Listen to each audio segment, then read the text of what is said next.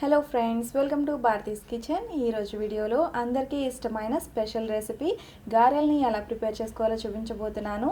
మిక్సీలో రుబ్బిన పిండితో కూడా గారెల్ని చాలా బాగా ప్రిపేర్ చేసుకోవచ్చు అండి. చాలా ఫ్లఫీగా వస్తాయి, పైన కరకరలాడుతూ లోపల గుల్లగా చాలా బాగుంటాయి. జనరల్గా గారెలు చేసేటప్పుడు వచ్చే కంప్లైంట్స్ ఏంటంటే గట్టిగా వస్తున్నాయని కానీ, లేదంటే నూనెను ఎక్కువ పీలుస్తున్నాయని కానీ వింటూ ఉంటాము. నేను చెప్పిన టిప్స్ని ఫాలో అయ్యి నేను చూపించిన విధంగా మీరు గారెలు ప్రిపేర్ చేశారనుకోండి, ఫస్ట్ టైం ప్రిపేర్ చేసినా కూడా చాలా బాగా వస్తాయి. వంట రాని వాళ్ళు కూడా చాలా ఈజీగా ప్రిపేర్ చేసుకోగలుగుతారు. సో లేట్ చేయకుండా ఈ రెసిపీని ఎలా ప్రిపేర్ చేసుకోవాలో ఇప్పుడు చూద్దాము. ఫస్ట్ ఈ రెసిపీ కోసం ఒక బౌల్లో 1 గ్లాస్ వరకు మినపగుళ్ళని తీసుకోవాలి. ఇక్కడ నేను మినపగుళ్ళని తీసుకుంటున్నానండి. మీరు ఈ ప్లేస్లో మినపప్పును కూడా తీసుకోవచ్చు. ఇవి 250 గ్రామ్స్ నుంచి 280 గ్రామ్స్ మధ్యలో ఉంటాయి. నెక్స్ట్ ఈ మినపగుళ్ళని బాగా వాష్ చేసుకోవాలి. 3 to 4 టైమ్స్ వరకు బాగా వాష్ చేసుకున్న తర్వాత ఇందులోకి మళ్ళీ కొద్దిగా వాటర్ని వేసుకుని 3 to 4 అవర్స్ పాటు నానబెట్టుకోవాలి. అదే మీరు మినపప్పును తీసుకున్నారనుకోండి, పొట్టు ఉన్న పప్పును మీరు నానబెట్టారనుకోండి, కనీసం 5 అవర్స్ పాటు నానబెట్టుకోవాలి. ఇలా కనీసం 3 అవర్స్ పాటు నానబెట్టుకున్న తర్వాత వీటిని ఒక మిక్సీ జార్లోకి ట్రాన్స్ఫర్ చేసుకోవాలి. ఫస్ట్ ఇలా కొద్దిగా మినపగుళ్ళని వేసుకున్న తర్వాత ఇందులో కొద్దిగా రుచికి సరిపడా సాల్ట్ కూడా వేసుకుని, దీనిపైన మళ్ళీ కొద్దిగా మినపగుళ్ళను కూడా వేసుకుని లైట్గా 2 టేబుల్ స్పూన్స్ వరకు వాటర్ని కూడా వేసుకుని గ్రైండ్ చేసుకోవాలి. ఎక్కువ పలుకు అనేది ఉండకూడదండి, లైట్గా పలుకున్న పర్వాలేదు. ఎక్కువ పలుకు ఉండకుండా ఇలా గ్రైండ్ చేసుకొని తీసుకోవాలి. సాల్ట్ మనం మిక్సీ జార్లోనే ఎందుకు వేసామంటే, సాల్ట్ మనం మిక్సీ పెట్టిన తర్వాత వేసామనుకోండి పిండి జార్ అయిపోతుంది అనమాట. అంటే పిండి పలుచగా అయ్యే అవకాశం ఉంటుంది. సో అందుకనే మనం మిక్సీ జార్లోనే ముందే సాల్ట్ వేసేసామనుకోండి వాటర్ అనేది తక్కువ పడుతుంది అనమాట.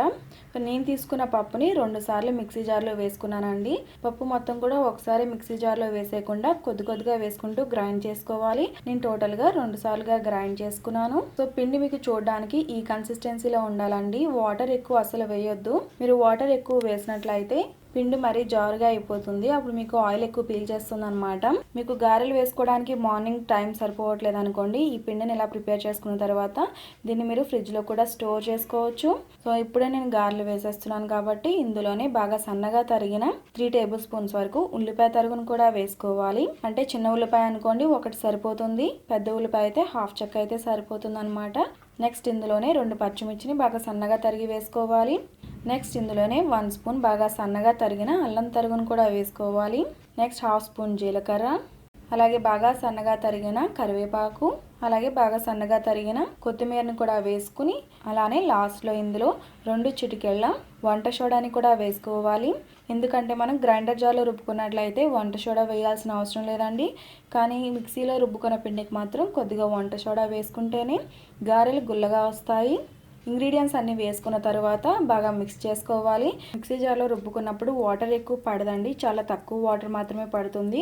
సో వాటర్ కొద్దిగా కావాలంటేనే వేసుకుని ఈ కన్సిస్టెన్సీలో రుబ్బుకోవాలి. మీకు పిండి బాగా పలచన అయిపోయింది అనుకోండి, ఇందులో కొద్దిగా వరిపిండిని కూడా యాడ్ చేసుకోవచ్చు. మ్యాక్సిమం మీరు వరిపిండి వేయకుండానే గారెలు వేయడానికి ట్రై చేయండి. వంట సోడా చూసుకుని వేసుకోవాలండి. 2 చిటికలు వేస్తే సరిపోతుంది మనం తీసుకున్న పప్పు క్వాంటిటీకి. మీరు వంట సోడా ఎప్పుడైతే ఎక్కువ వేసారో ఆయిల్ని ఎక్కువ పీల్ చేస్తాయి. అలానే రుబ్బు ఎప్పుడైతే పలుచగా ఉందో అప్పుడు కూడా మీకు ఆయిల్ని పీల్ చేస్తాయి. నెక్స్ట్ ఇంకొక కంప్లైంట్ ఏంటంటే, గారెలు చేసినప్పుడు కొంచెం గట్టిగా కూడా వస్తాయండి చాలా మందికి. అలా వచ్చినప్పుడు కొద్దిగా వంట సోడాని వేసుకుంటే సరిపోతుంది. గారెలు గట్టిగా వచ్చాయంటే వంట సోడా పడుతుంది అనమాట. వంట సోడా ఒకసారి వేయకుండా జస్ట్ ఒక పించ్ వేసుకుంటూ ఉండండి. ఒక గారి వేసిన తర్వాత మీకు అది కరెక్ట్గా వచ్చిందో లేదో తెలుస్తుంది కదా. ఫస్ట్ ఒక గారి వేసుకున్న తర్వాత అది గట్టిగా వస్తే కొద్దిగా వంట సోడా వేసుకోండి. లేదంటే ఆయిల్ పీల్చుతున్నాయి అనుకోండి, వంట సోడా ఎక్కువైందని అర్థం, లేదంటే పిండి పలుచగా అయిందని అర్థం అనమాట. అప్పుడు మీరు వరిపిండిని కొంచెం యాడ్ చేసుకోవచ్చు. పిండిని బాగా కలుపుకున్న తర్వాత ఏదైనా పాలిథిన్ కవర్ కానీ, లేదంటే పాల ప్యాకెట్ కానీ, లేదంటే ఆయిల్ ప్యాకెట్స్ ఉంటాయి కదా, ఇలా ఏదైనా ఒక కవర్ని తీసుకుని దీనిపైన వాటర్ని అప్లై చేయండి. ఇలా వాటర్ అప్లై చేసిన తర్వాత కొద్దిగా పిండిని తీసుకుని చిన్న సైజ్ బాల్లా చేసుకుని రౌండ్గా ఒత్తుకోవాలి. గారెని ఈ టైంలో మీరు పలుచగా చేసేయకూడదండి. గారె మరీ పలుచగా ఉన్నా కూడా చూడడానికి బాగుండదు. సో మరీ ఎక్కువ ఒత్తకుండా రౌండ్గా నీట్గా ఒత్తుకున్న తర్వాత మళ్ళీ చేతికి తడి చేసుకుని ఇలా చూపిస్తున్న విధంగా ఒత్తుకున్న తర్వాత ఆయిల్లో వేసుకోవాలి. ఇంకొకటి కూడా చూపిస్తాను. పిండి మీకు చేతికి అంటుకుంటుంది అనుకుంటే ఇలా వాటర్తో తడుపుకుంటూ ఉండాలండి. ఇలా వాటర్తో అస్తమానం తడుపుకోవడం వల్ల పిండి మీకు చేతికి అంటుకోకుండా ఉంటుంది. సో ఇలా ఒత్తుకున్న తర్వాత బాగా వేడిగా ఉన్న నూనెలో వేసుకుని ఫ్రై చేసుకోవాలి. ఆయిల్ మరీ ఎక్కువ హీట్ ఉండగా వేయకూడదండి. అలా వేసినట్లయితే పైన తొందరగా కలర్ వచ్చేస్తాయి, అలానే లోపల సరిగ్గా కుక్ అవ్వదన్నమాట. సో వేడిగా ఉన్న ఆయిల్లో వేసుకుని మీడియం టు హై ఫ్లేమ్లోనే ఈ గారెల్ని ఫ్రై చేసుకోవాలి. లో ఫ్లేమ్లో ఫ్రై చేసినా లేదంటే మీడియం ఫ్లేమ్లో ఫ్రై చేసినా ఇవి నూనెను పీల్చేస్తాయండి. మీడియం టు హై ఫ్లేమ్లోనే మంటను అడ్జస్ట్ చేసుకుని ఫ్రై చేసుకోవాలి. గారెలు వేసిన తర్వాత వెంటనే వీటిని టర్న్ చేయకూడదండి, గారె విడిపోతుంది. సో మీరు కొద్దిగా ఫ్రై అయిన తర్వాత మాత్రమే వీటిని టర్న్ చేసుకోవాలి. అలానే గారెలు ఒకదానికొకటి అతుక్కున్నా కూడా వెంటనే వాటిని విడదీయకుండా ఒకసారి ఫ్రై అయిన తర్వాత మాత్రమే వాటిని వేరు చేయాలి. సో ఇలా లైట్ గోల్డెన్ కలర్ వచ్చేంత వరకు కూడా ఫ్రై చేసుకుని పక్కన పెట్టుకోవాలి. సో ఇలానే మిగతా అన్నిటిని కూడా ఫ్రై చేసేసుకోవాలి. నేను చెప్పిన టిప్స్ని ఫాలో అయ్యి మీరు ఈ గారెలు ప్రిపేర్ చేశారనుకోండి, అస్సలు నూనె పీల్చవండి, పైన క్రిస్పీగా లోపల గుల్లగా చాలా బాగా వస్తాయి. గారెలు నూనె పీల్చేసాయి అనుకోండి, ఇలా నొక్కినప్పుడు నూనె కారుతుందనమాట.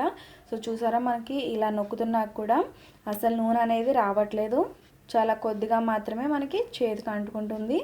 సో ఇలా నేను చూపించిన టిప్స్ని ఫాలో అయ్యి ఈ గారెలు ప్రిపేర్ చేశారనుకోండి, పైన కరకరలాడుతూ లోపల గుల్లగా చాలా చాలా బాగా వస్తాయి. సో ఈ రెసిపీని మీరు కూడా తప్పకుండా ట్రై చేయండి. మీరు ట్రై చేసి మీకు ఎలా కుదిరాయో నాకు ఈ వీడియో కింద కామెంట్ సెక్షన్లో తెలియచేయండి.